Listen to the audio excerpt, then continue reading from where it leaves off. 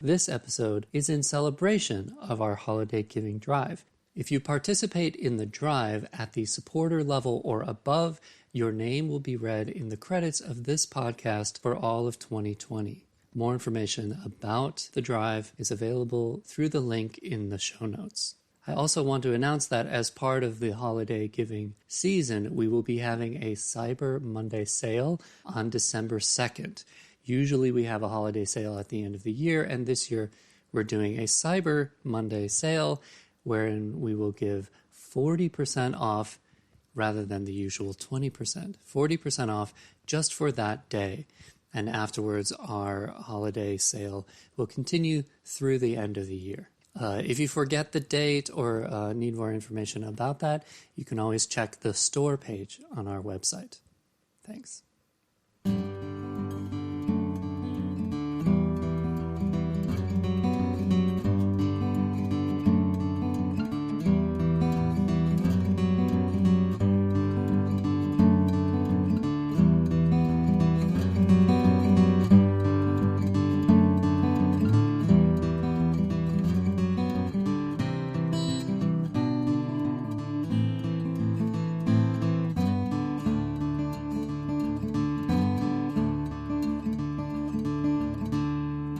Welcome to the Jung Anthology Podcast, analytical psychology seminars from the archives of the C.G. Jung Institute of Chicago. Gather up your brokenness, love, perfection, and human ideals. Part 2. In celebration of our holiday giving drive, we are unlocking a full seminar by Polly Young Eisendrath. This is the second half of Gather Up Your Brokenness. The first half was published on November 22nd. So if you haven't listened to that, please go back and listen to that episode before this one.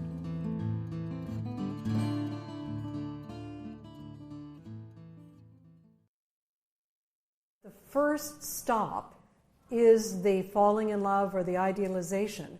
And then the necessary second stop is disillusionment.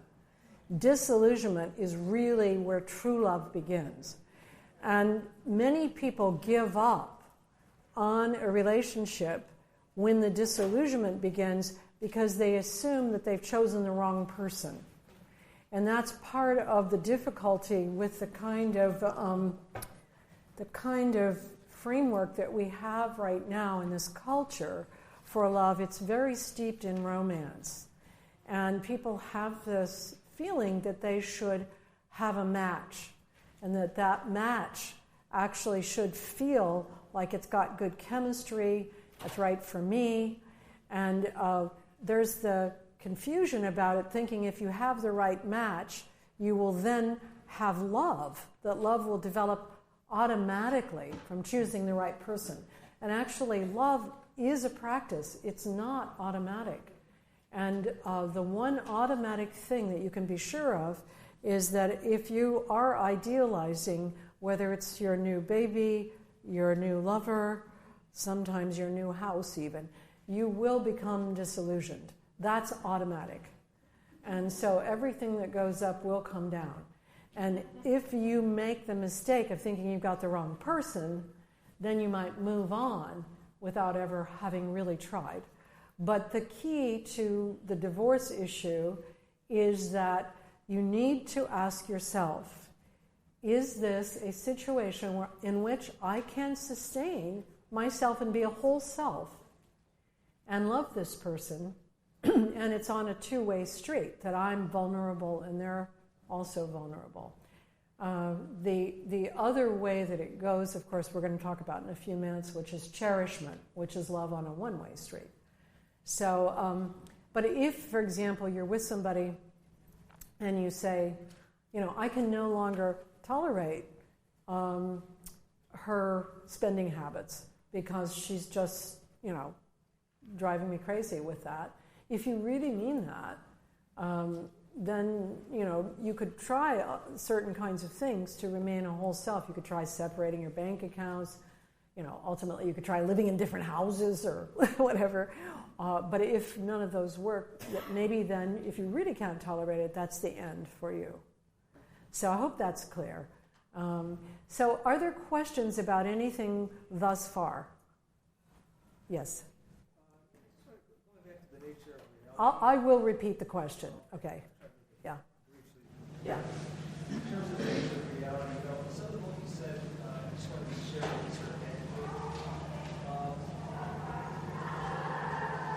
When you were talking about Buddha and nature and that, there's a sense in which you're having this feeling that comes over your world, and what's the point of trying to solve it, and do anything.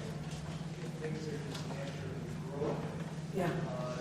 Just live in the brokenness. Right. Don't you solve this. That'll happen. Yes. That isn't what you really No, but that's a good question. A very good question. Yeah.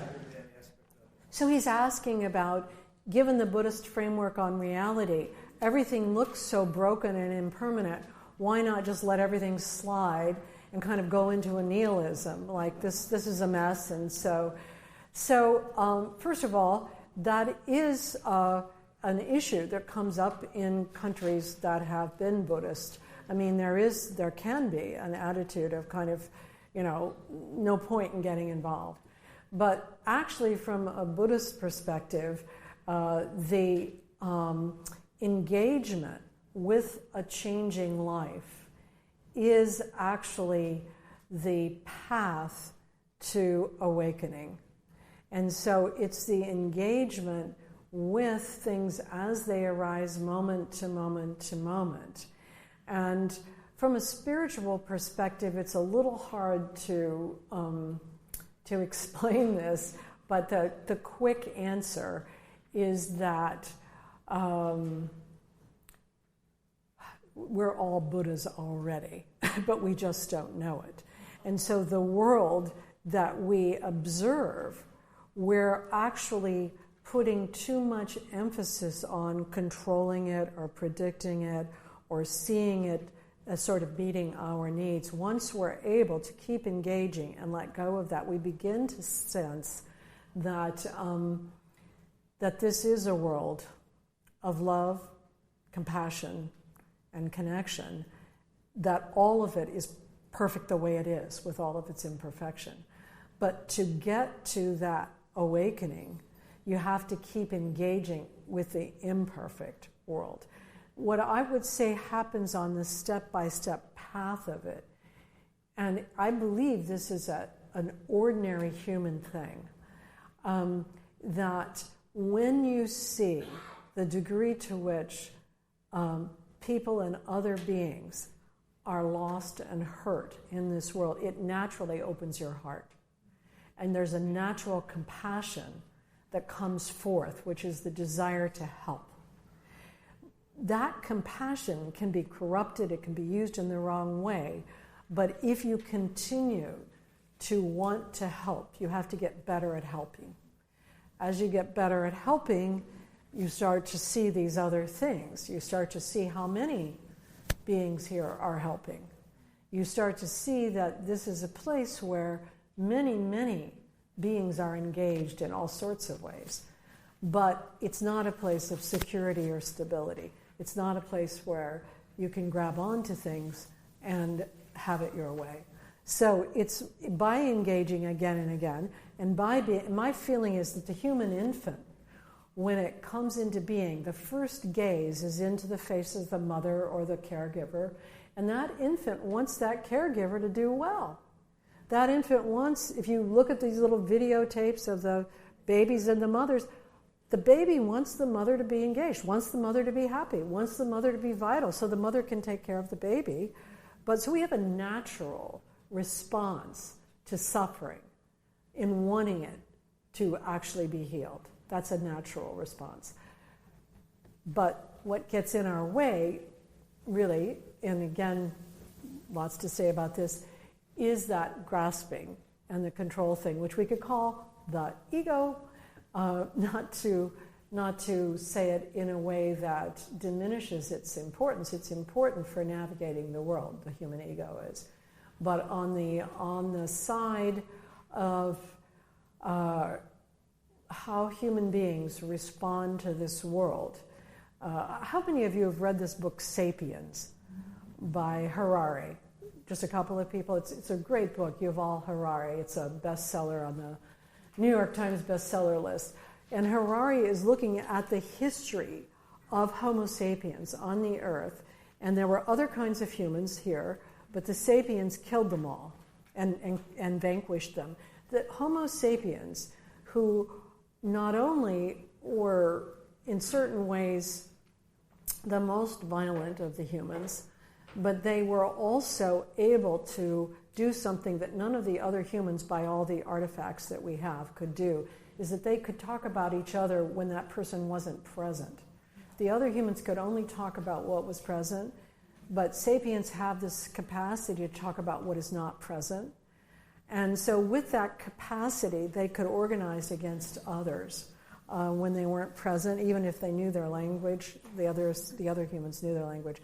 But the book, what it really, really showed me is how violent our species is and how difficult it is for us as a species to come to terms with the others in our species and to be able to live in an environment which is non-hierarchical. So with the kind of species we are, we tend to feel alienated when we can't control things. And so that sense of alienation that you were talking about, like why do anything? Because nothing's going to go my way. Nothing's going to go the way I think it should go. That's a natural response in Homo sapiens. Does that make sense to you? Yeah. So it's like we have a nature that is a very difficult nature Homo sapiens do. We're able to do a lot of things that other animals are not able to do, but we also have to manage a nature which is profoundly unconscious and also very violent. So that makes it hard to live in couple relationships. So that's the 5 minutes. Are we good to go forward? So because I want to get to the Jungian part, and I need to do the love part first, which is, so we talked about true love. True love is reciprocal, mutual. Both people are vulnerable. And it allows you to see yourself and to see yourself through someone else's eyes. And it's in some ways similar to therapeutic love, though therapeutic love is love in a one-way street. So the other type of love, and I think it's really worth looking at it and going into it, is what I'm calling cherishment, which is love on a one-way street. So true love is on a two-way street, cherishment is on a one-way street. True love is mutual and reciprocal. Both people are dependent on it and vulnerable, but it can be confused with cherishment, love on a one-way street. Cherishing is the term I use for keeping and holding someone dear and cultivating your affection for that person. It's different from mere caregiving in that cherishing has pleasure at its core. We feel pleasure in coming to care for another well and to know deeply his or her needs. Now, as Ed became ill, and I really could not depend on him for any sort of mutuality at all, I still really enjoyed taking care of him. But one reason why I was able to enjoy it and was able to pay such close attention is that I got my needs met elsewhere. So I was on then a one-way street with Ed. We were no longer in this reciprocal true love. And even though other people, when they would see Ed and me, they would say, oh, he adores you. He just adores you. He loves you so much, because he was always smiling, always so happy to see me. Even when he was with Evelyn, like he'd be in Evelyn's room, and they'd be hugging and kissing, and I would come in and he'd go, oh, Polly, and hug me and kiss me, and then Evelyn would hug me and kiss me, and we'd all hugging and kissing each other, and so happy. And even in the midst of that, he was adoring me, but he was ignoring me. Like, I wasn't really the Polly that I had been for him. I was, as he said to me in maybe the last whole thing he said to me about 2 months before he became completely silent, was beautiful lady who comes to see me. And so that's what I became to him, although I knew that at another level I was always the person that was there from the beginning. I mean, just by the way he died as well. So our relationship became love on a one-way street. I have many love on a one-way street relationships, as I'm sure you have. I would say still with my adult children, it's pretty much love on a one-way street, They see me a little tiny bit, but mostly when they say, how are you doing? They want me to say, I'm fine. They don't want too much with the answer to that. So with our children, it's often on a one-way street. In therapy, even though our patients know something about us, you don't sit down with your patient and say, wow, my father had borderline personality too. You basically work with that person with love on a one-way street. So cherishment is non-reciprocal love. It's practiced in parent-child relationships, therapeutic relationships, when caring for animals, and practiced when caring for those who are ill or infirm or cannot reciprocate. And even when you're cherishing somebody, you also do need to care for yourself. And I go out and talk to hospice groups, bereavement groups, and so on. And I get a lot of questions about this. It's very difficult to, again, speak to these things quickly. But if you resent the care that you're giving, especially to someone who has dementia, they pick it up like that. They're very, very good on picking up resentment. Many people who are ill are very good at that. So you want to find a situation, and this may involve putting your beloved person in a care center. In Vermont, we have very good residential care centers. Not a lot of states do. I don't know what Illinois has. But a lot of times people think, being at home is better. Being at home is not better if the caregiver is resentful and the patient is alienated, if that person is there by themselves. And they're by themselves most of the time. That becomes depressive for them. And what a good care center does, it's kind of like a preschool. It's structured. It's set up. There are lots of activities. There are people doing things together. Where I put Ed, it was in the country, in the Vermont countryside, 21 residents, 23 staff, not emphasizing dementia. It was just a general care center, mostly women. Women are the ones that live very long these days, and mostly women who were pretty with it. And so when they lined up to kiss Ed, they all wanted to kiss him, including the 95-year-old who wanted to put her tongue down his throat, and he objected to that. So people do not stop living when they're in a care center. These residential care centers are actually set up for people to live there, and they do live, and they enjoy their lives, and there are lots of things going on. It's a very different atmosphere than a nursing home. A nursing home or a rehab place is medical, and it is a very difficult setting, generally speaking. Ed had to be in such a place for 2 months at the end of his life because he had to be lifted in a hoist, and they couldn't move him at his care center. So cherishment is non-reciprocal. It also is pleasurable. And if you do it and you don't exhaust yourself, it does not require whole self. By whole self here, I mean the reciprocal nature of whole self or vulnerability. So whole self to whole self means that you depend and you're vulnerable. In cherishment, you actually are giving the love, but you're not vulnerable. There's a great deal of pleasure in cherishing another when we come to know that person as a particular being with strengths, weakness, needs, and character. We feel pride and joy in seeing our beloved thrive. In true love, we're vulnerable and open-hearted and in need of the other person's reflection, desire, and interest. Cherishment, love on a one-way street, is a lot less stressful and touchy than love on a two-way street. You must have seen that in your own life. Many people hide from true love all of their lives, even if they learn to cherish others, and are afraid of being known in this intimate way, even if they long for it. Notably, some spiritual teachers and masters never make themselves vulnerable to personal love, and idealization of a spiritual teacher guarantees love on a one-way street. And there's a whole bunch you can say about that. And I began to think about this by talking to Cynthia Bourgeois. She was one of the interviews that I did for Present Heart.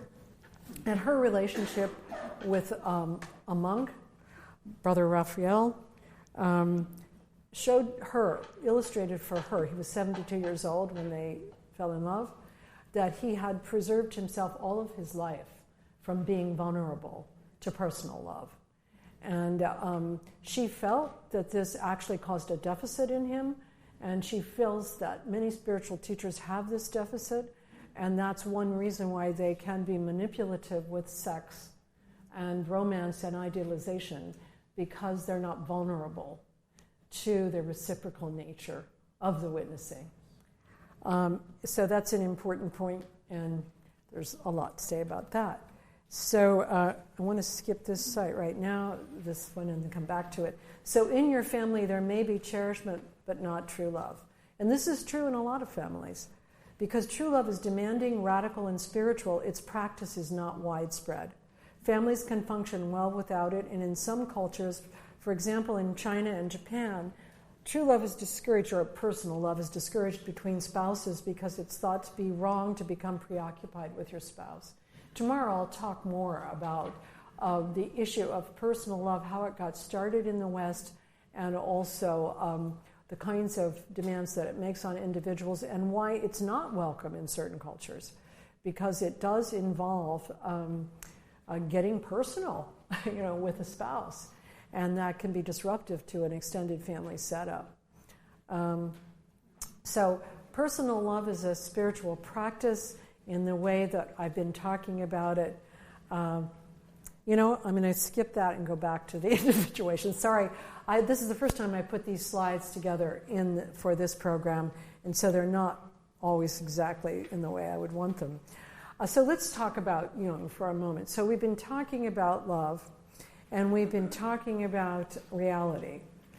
And where I want to bring individuation into this is from the point of view of the way Jung understands the development of consciousness over a lifetime, and also the ways in which we're already broken. So from a Jungian perspective, and many of you are familiar with Jung,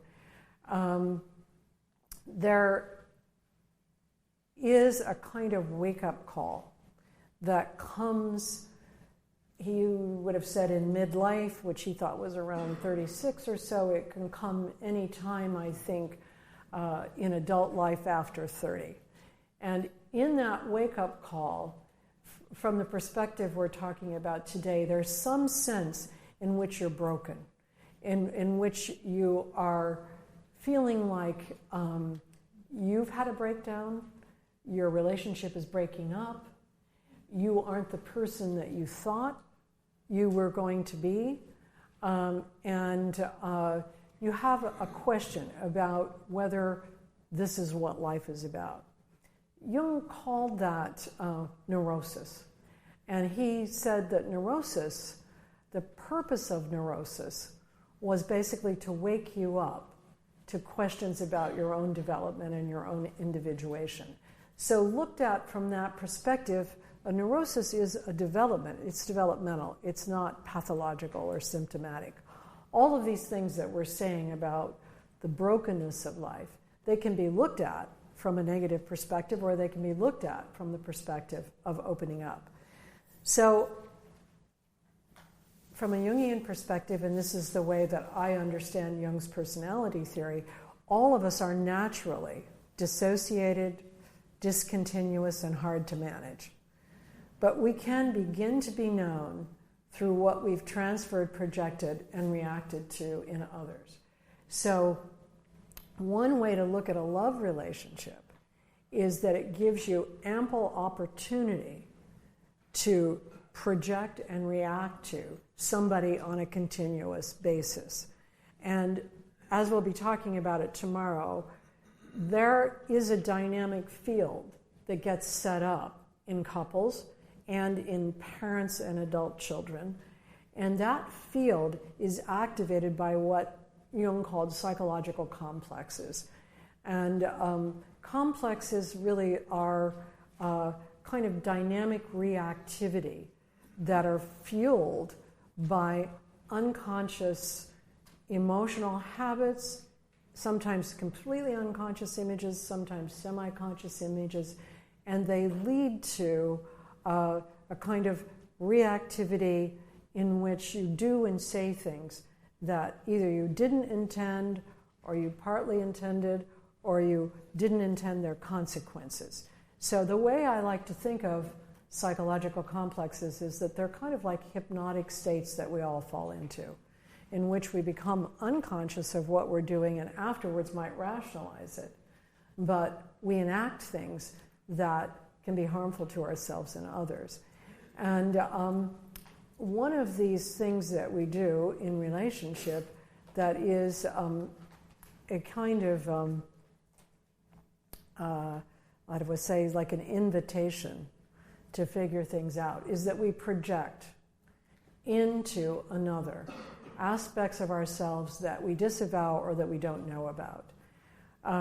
And just as an example, and I wasn't going to go here, but I'm going to go here right now. I'm going to talk about the stuff that gets projected into Donald Trump, because it gets projected in all sorts of environments where people agree that they don't like Donald Trump. But they'll go on and on about what a bully, how impulsive, how immature, how this, how that. What are they gaining from saying those things? Why are they saying them? Why are they sort of preaching to the choir? Why are people talking about something in an environment where it doesn't make sense, where nobody is really talking about that subject or whatever? Where they're kind of downloading aspects of what Jung would call their shadow, of their own impulsivity, of their own lack of virtue, of their own immaturity. And in that moment, they might feel more virtuous. Having downloaded that material, they feel a little more virtuous. Similarly with couples, people will download all sorts of things into a partner that were unnecessary to say. But in that moment, that individual might feel relieved or more virtuous. But at that point, at the point that you've sort of reamed out your partner for the partner's, let's say, rudeness and impulsivity. Like somebody told me recently that her husband was driving and he was screaming at another driver. And he was saying, like, I'm going to teach you a lesson and so on. And then they went to the beach. And then she sat down and she said, you know, I've seen you do that many times. Do you realize how upsetting that is for me and how much that creates difficulty on the road and blah, blah, blah? And I said, well, you were trying to teach him a lesson, right? She was doing to him exactly what he was doing. She was teaching him a lesson, and he was teaching them a lesson. But she didn't know she was doing it. She thought she was trying to help him. So we do this all the time. And this kind of projection into a partner can actually only be seen and known once we recognize, for one thing, that we might be doing it. As long as you think that this is all for your partner's benefit, you really won't look at what your own reasons are for doing it. So in this state that we exist as human beings, we are rarely conscious. We are conscious from time to time, little islands of consciousness. Oh, I see that, I did that. If we recognize that, we recognize we might need some feedback. Maybe we need feedback from somebody who's around us a lot. Maybe we also, if we're going to give the feedback to somebody else, can do that in a way that is kind. So our personalities are naturally dissociated, discontinuous. On the path of individuation, our reactions to others are a way of coming to know ourselves. In a couple relationship, that's a good resource there. So also on the path of individuation, and this kind of gets away from couple relationship, but it stays with the theme of Jung's idea of how unconscious we are, our nighttime dreams and our daytime fantasies often contain the seeds of wisdom that arise from a source that's outside of our ordinary awareness and not under our control. So again, if you recognize that, as I said earlier, if the rug is pulled from out under you, there is another rug, but you can't get to it by imagining what it would be. You can't get to it by thinking it up. Similarly, when you have ideals about how your relationship is meant to be. You're not going to be able to get to those ideals directly. You should watch your dreams. You should watch what happens with your partner. And you may gradually come to understand how to bring the wisdom from your deeper mind into the relationship, but it generally won't be a direct line of control, like this is what I think we should do. We all have some kind of purpose or work in our lives, some kind of contribution that we need to discover by actually trying things out. But this cannot be forecasted from our ideals and our ideas. Earlier when this man was asking me about reality and how you engage with it, this is sort of gets away from the couple side of things, but more towards the issue of how to work with reality in your life. If you actually engage with things as they're coming up, as opposed to taking a step back and saying, well, let me just give you an example. When people are out looking for a house or they're looking for a partner, they have in mind a certain picture of what they want. But around them, in the context in which they exist, only certain things are available.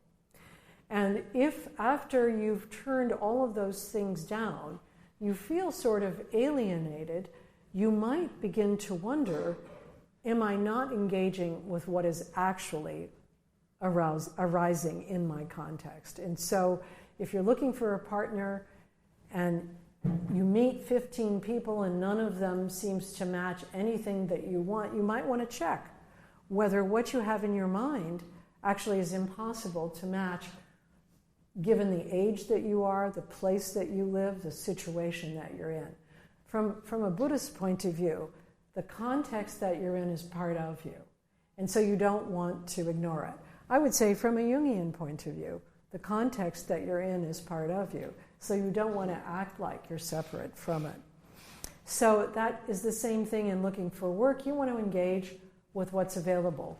So if you're going back to school or you're looking for work that you love, it's a good idea to look in the context you're in and then to find what's there and to recognize that that context is also part of you. And so that doesn't mean that you would never fly to the other side of the world to find something, but in general, I would say as a rule of thumb, I wouldn't fly to the other side of the world. I would stay within my context to keep looking, because that's where I'm developing, that's where I'm actually at home. So ultimately, on the path of individuation, we're responsible for our actions and our words, even though we cannot always control them or the feelings that accompany them. So what we come around to in terms of individuation, and where I think it comes back into couple relationship, is that even though we don't control things, we don't control the outcome of what it is we say. Like if we say, for example, I will commit myself to you and I will stay with you for the rest of my life. Maybe that won't be true in the long run, but we've made the commitment through our speech and we're responsible for that. We do our best to do it, but we don't control how it turns out. So the things that we say and the actions we take, we are responsible for, even though we don't control the outcome. So these are just kind of 4 insights on the path of individuation. Originally, when I was talking about Gather Up Your Brokenness, I was trying to pull together Jung's idea of individuation with the notion of true love, that there is a way that it comes through in a relationship over time, that your partner can become your partner in individuation, as Jung actually said in his 1925 essay, which I'll talk about tomorrow, on marriage as a psychological relationship. Basically saying that in the kind of marriage relationships that we form now, it is possible to become partners in individuation. I would say it's also possible that you don't become partners in individuation. It's not a guarantee, but it's a possibility. So are there questions about this individuation thing? I realized kind of dropped into a conversation about love, and it didn't fit. oh so well, but in some ways. Are there questions about this idea of individuation or about how it fits with a neurosis? Yeah. How does it fit with your concept of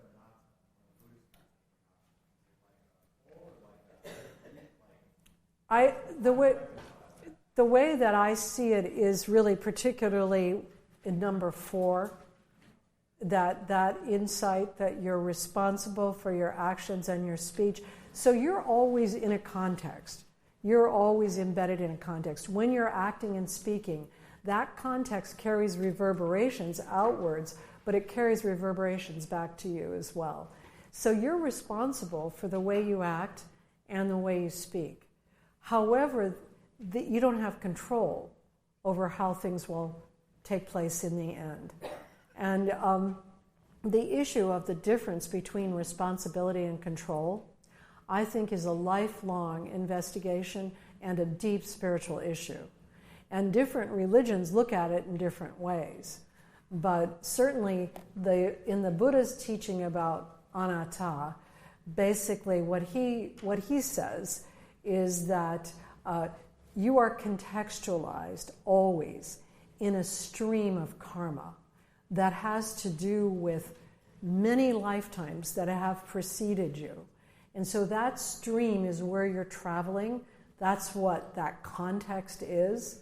And so at any moment, the way that you act and the way that you speak can have reverberations that you don't know about, and it also can be driven by lifetimes, or you even have opportunities from lifetimes that you know nothing about. So that it's very, very important to be sensitive constantly to the context that you're in. So that's really the larger teaching around that. So there's another term that's used in Buddhism, which is called dependent arising, which is also another way of talking about anatta, that everything arises from causes and conditions. And those causes and conditions are traveling along with you as this kind of stream that you're in. Okay? Okay. We are going to just finish up here in a minute. So now we can talk about personal love as a spiritual practice. So many people actually do make the distinction between personal love and transcendent love. And I am asking that we stop making that distinction. I'm asking us to look at the practice of personal love as a spiritual practice that allows us to develop particularly mindfulness and compassion with our beloved and with ourselves. And it also allows us to see that we don't know ourselves in the ways that we think we do. Certainly when you go to therapy, when you go to an analytic therapy, you come to see that you don't know yourself in the way that you thought you did. But in a love relationship that exists over time, if you want to engage in this kind of personal love as spiritual practice, you really need to be open to the way that your partner sees you. And you need to investigate it and reflect on it. And you also need to be aware of the powerfulness of the mirror that you hold up. Years ago, Ed and I saw a couple where the man was a cardiologist and his wife was a social worker. And they were really kind of on their last legs of the relationship. They were spending very little time together, hadn't had sex in a couple of years. And the woman had the impression that her husband just didn't want to be around her, that he didn't love her anymore, and that he wasn't interested in anything she was interested in because he spent so much time at work. He spent a lot of time at the hospital, he spent a lot of time at his office. As we went into dialogue therapy with them, it became clear that the man was having the impression that any time that he came home and that he was sitting down with his wife, she had complaints about him. The mirror that she was holding up to him was a negative mirror, and he felt it was pretty much always. She was saying, you haven't done this, you don't do that, you're not good at this, and so on. But when he went to his office and he worked as a cardiologist, many people were very grateful. They were very happy to see him. They were glad that he had done the work for them that they needed.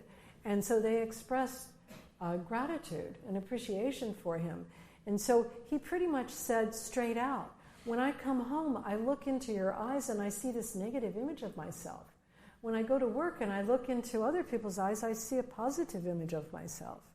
And I thought that was a really important teaching.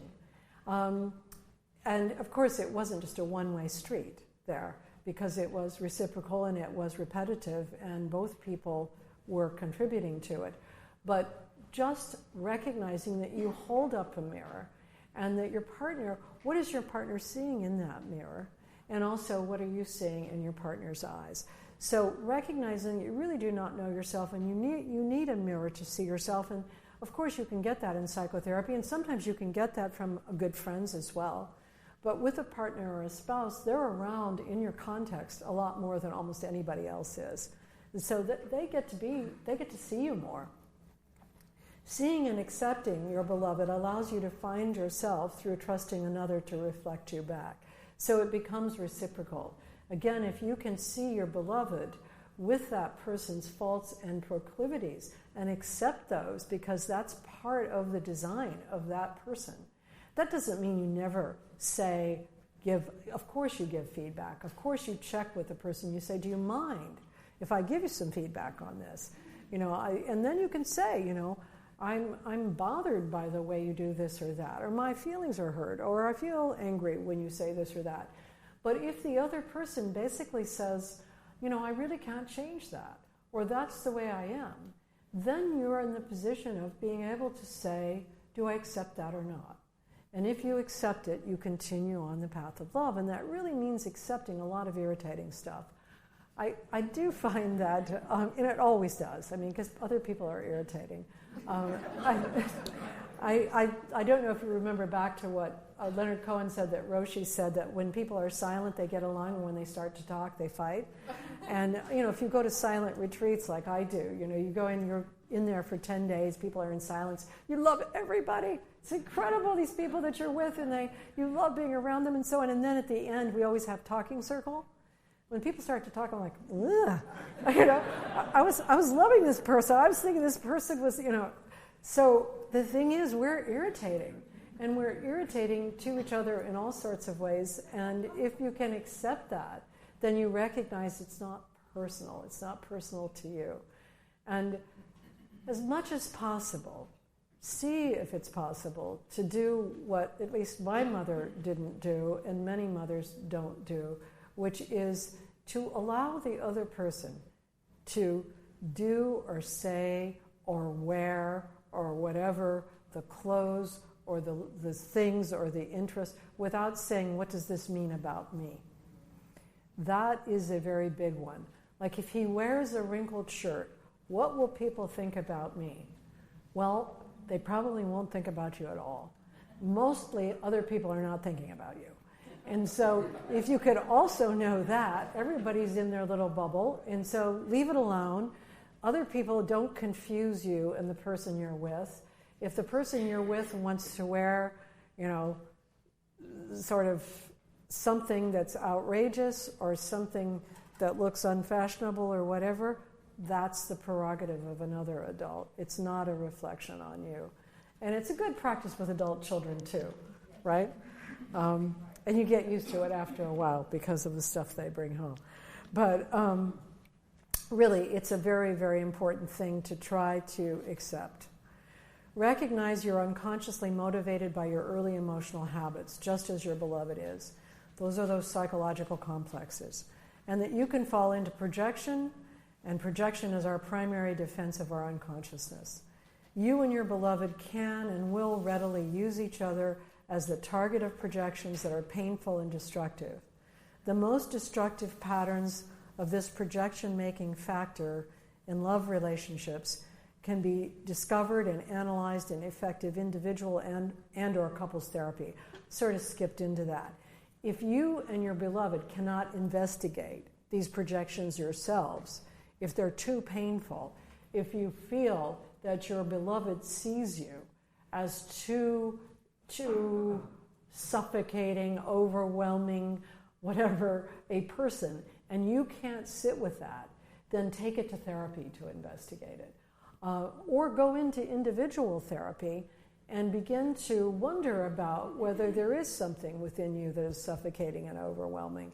So if the projections and taking them back and talking about them become too painful, take that pain to psychotherapy. Remember the marks of existence, that we're all fundamentally broken, limited, and embedded in contexts that we do not control. That was one thing we didn't talk about in the context. So we're all in these contexts where there are all kinds of contingencies that we don't know about. And like in my own life, I did not know that Ed was going to get early onset Alzheimer's. I didn't know that at the age of 54 you could have dementia. I didn't know that by the age of 59 most of your cortex could be destroyed by Alzheimer's.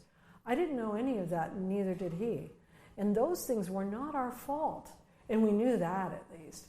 So we weren't in a situation where we were blaming anybody, but we were in a situation where there were contingencies that had major effects on us that we had no knowledge of whatsoever. And that really is going on all the time in our lives. There are all sorts of things we don't know ourselves right now. You know, what's going to happen with the weather, what's going to happen in this building, what's going to happen with our families. But we actually have to allow and accept those contingencies if they emerge in the context of our lives. Return to curiosity about yourself and your beloved as often as you can, a fundamental not knowing. If there's one rule of thumb about love, it is return to curiosity. Return to curiosity. Do not think you know.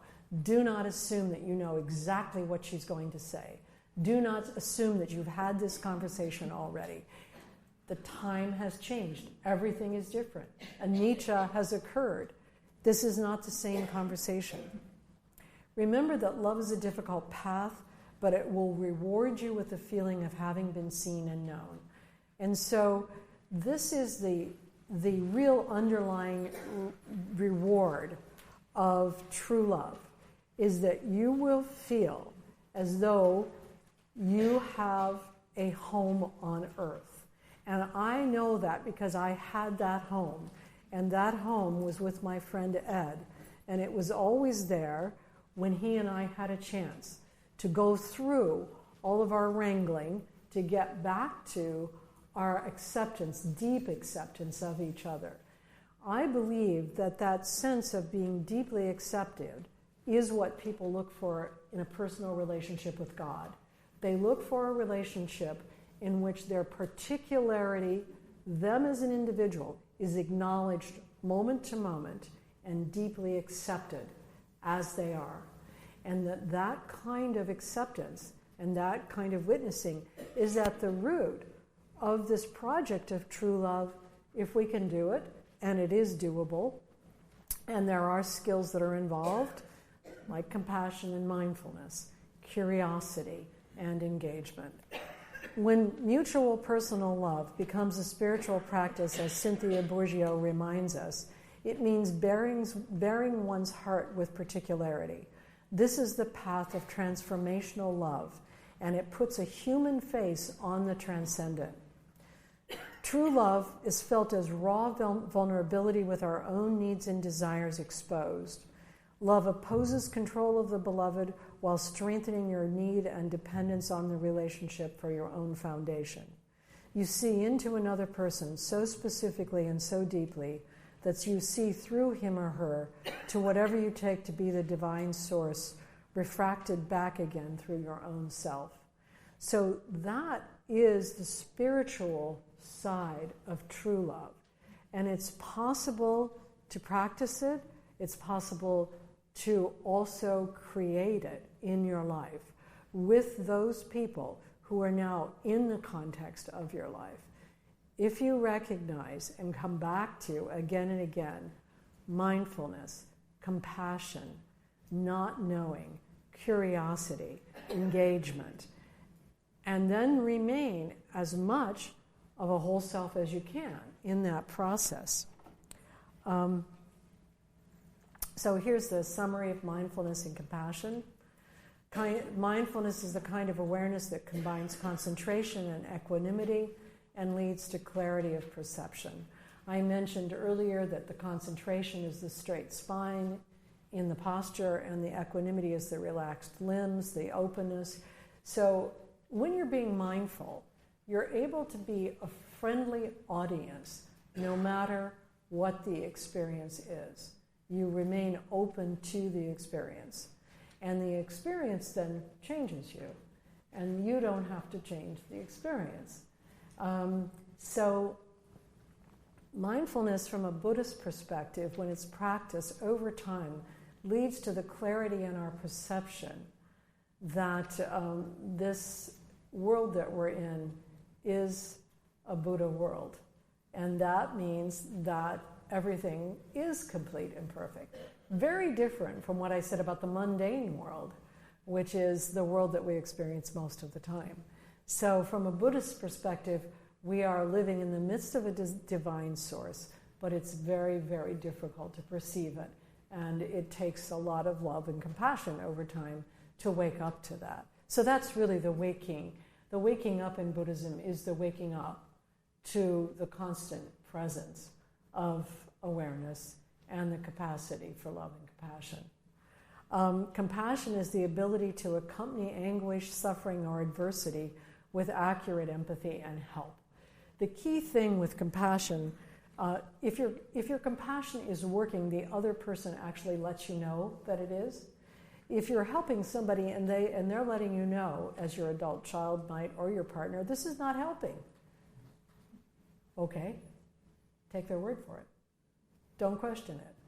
Because if you're actually helping, they experience being helped. And so that's a pretty easy rule of thumb. Don't do the help that hurts. Because the help that hurts is not help.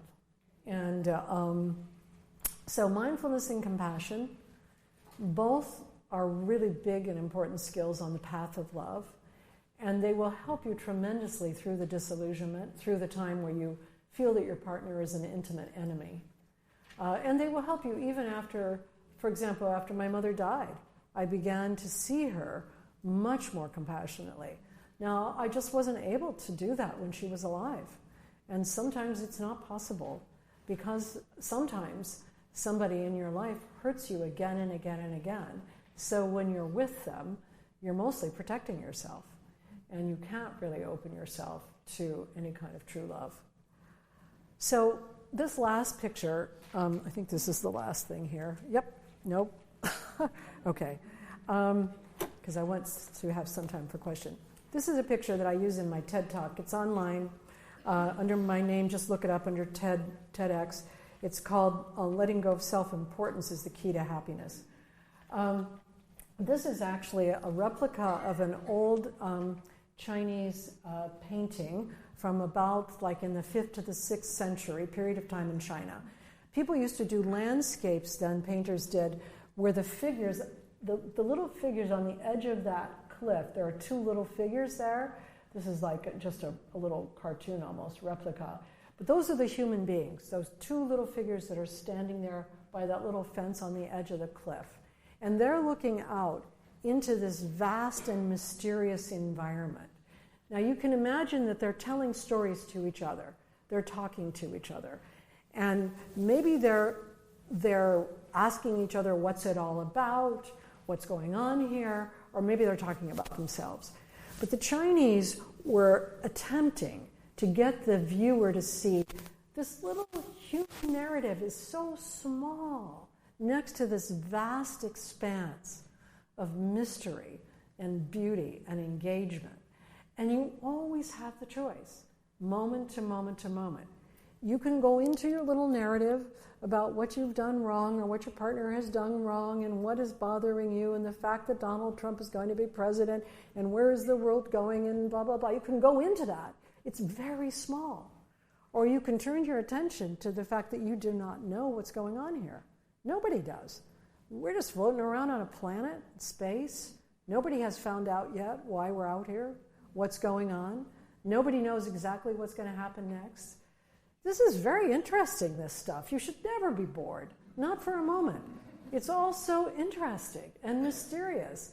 And if you're bored, or if you're in there, or you feel alienated and depressed and despairing, it's because you're not engaging. If you engaged, you would begin to sense how mysterious all of this is. And then you live with some people, and they're familiar, but they're just as mysterious as this out there thing. You don't know who they are. You don't know where they came from. From a Buddhist perspective, karma goes from lifetime to lifetime. These are beings that are showing up who are essentially somebody that you don't have any idea where they're coming from. You might know with your children, you say, oh yeah, when you were born, I looked at you and I knew immediately you're the kind of person, blah, blah, blah. It's not a very good story. You know, it's better to recognize that when you looked at your baby, you had some thoughts and feelings, but they could be really wrong because they were yours and they didn't belong in the environment between you. Over time, we're always changing. It's impermanent.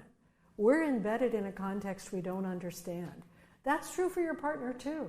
That's true for your child too. And so each time you engage, you can engage from the, oh, here you are. Isn't this interesting? Isn't this amazing? Who are you now? Or you can engage from the thing. You have a choice. But I can tell you that the is not as happy. Because it's imbued with the self-conscious emotions. And I'm only going to mention these so we have some time for questions. You have the handout. The self-conscious emotions are the so-called secondary emotions. They develop in the human infant between 18 months and 2 years is the beginning of the self-conscious emotions. That's the beginning of the ego complex. That's when the sense of I, me, mine, I'm in here and the world is out there comes into being.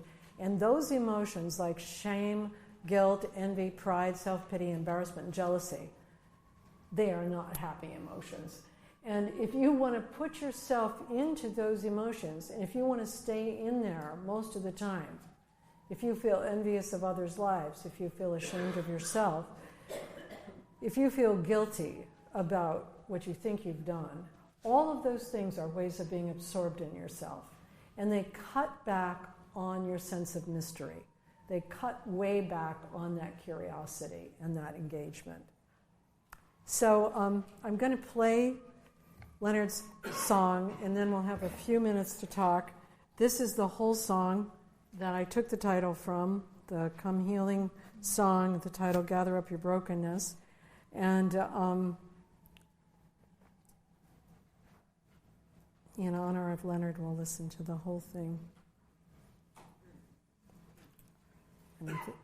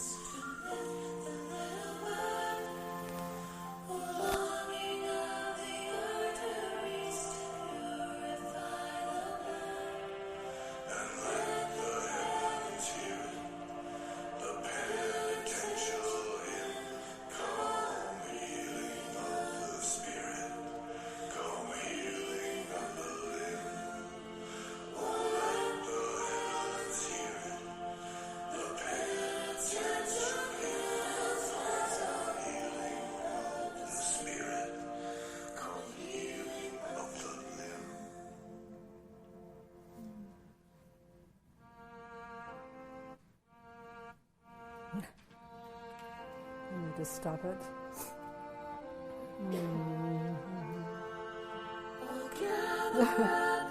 Now I need to stop it.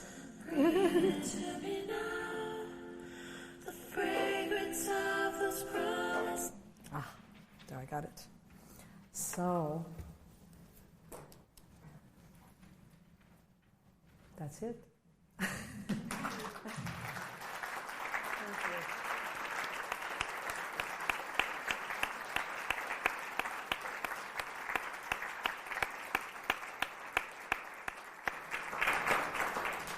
So we have some time for questions. Yes.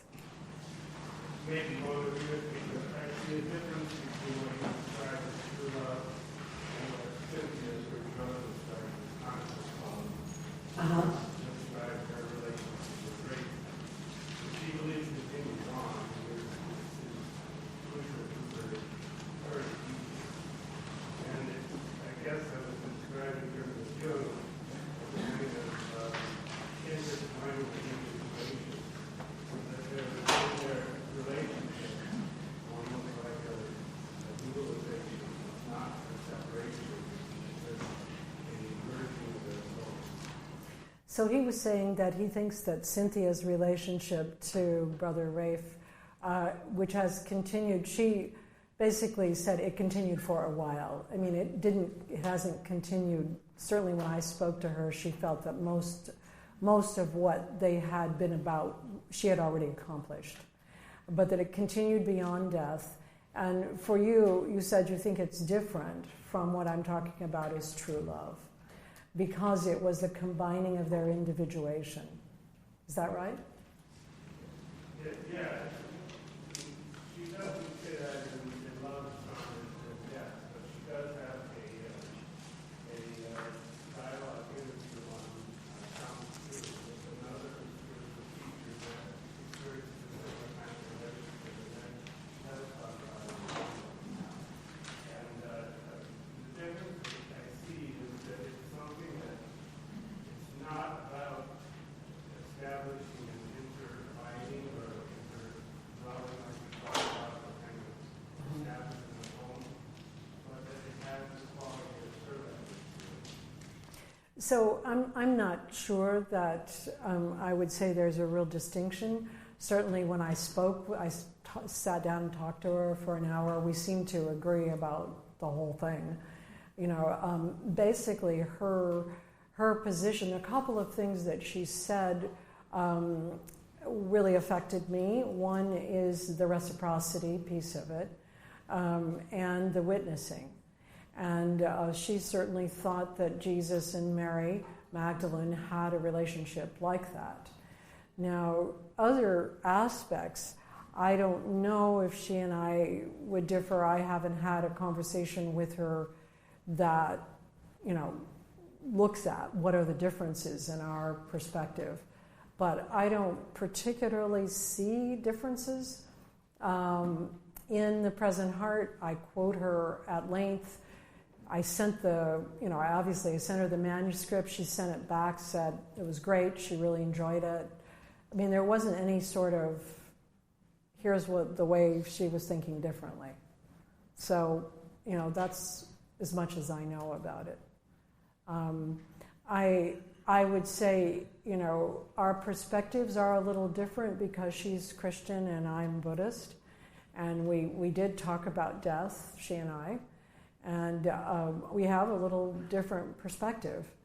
But I think in terms of love, I didn't think that... the one thing that she said that was very challenging to me that I would say I reserve as a possibility that she's right. When I said, well, what about parent-child love? She said, that's not love. That's basically narcissism. And, you know, it's so imbued with narcissism that it's very hard to climb out of it. But I think it can be love. But I understand also what she meant by that. So that's the one area where I would say, I think I quote her in the book saying that. And then I say, you know, I sort of hold open the possibility that parents and children can come to know each other. as adults. So, any other questions? Yes? This isn't a question. I loved your presentation today, partly because you took a real life, very difficult situation and laid it before us to see what you're talking about, what real life is. I just feel blessed by you. Thank you. I feel totally blessed by what you said. Thank you. Thank you very much. Thank you. I appreciate that. I do.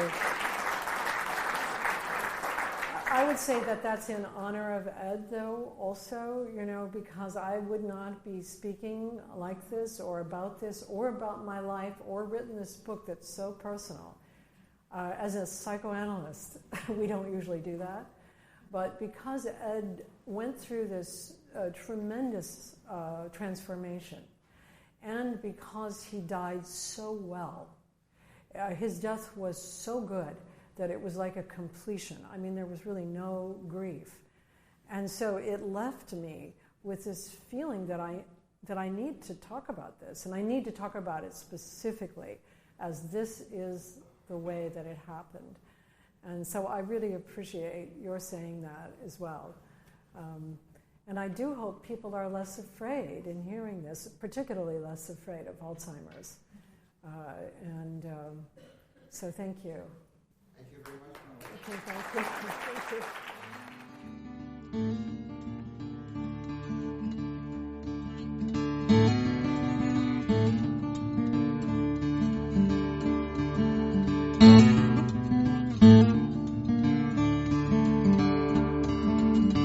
This podcast is distributed under a Creative Commons Attribution, Non-Commercial, No Derivatives license. Share it all you like as long as you maintain the attribution to the speaker, but please do not change it or sell it. If you like this episode, tell your friends about us or leave us a review on iTunes. For more information about classes, training programs, videos, audio, this podcast, or to find a Jungian analyst near you, visit our website, www.jungchicago.org.